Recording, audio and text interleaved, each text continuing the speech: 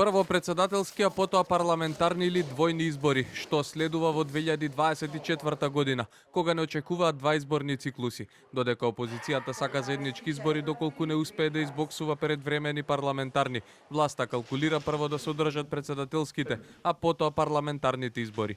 Министерот за внатрешни работи Оливер Спасовски во студио 10 на телевизија 24, без конкретен одговор за датумот на изборите. Вели треба да се разгледаат и позитивните и негативните страни, па потоа да се донесе одлука. Ниту демантираше, ниту потврди дека и тој би можел да биде председателски кандидат.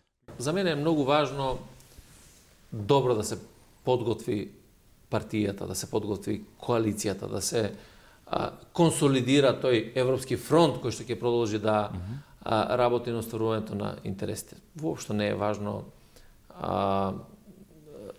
амбиции и желби на поединец, нека бидат тоа и мои, ако сакате.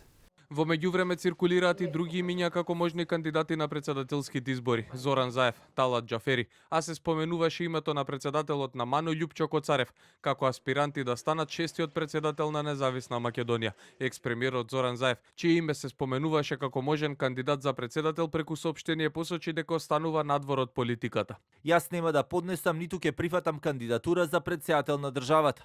Актуелниот председател Стево Пендаровски пак се уште не размислува дали ќе ја бара довербата од граѓаните за втор мандат. Од неговиот кабинет за телевизија 24 велат дека председателот во моментот е фокусиран само на обврските.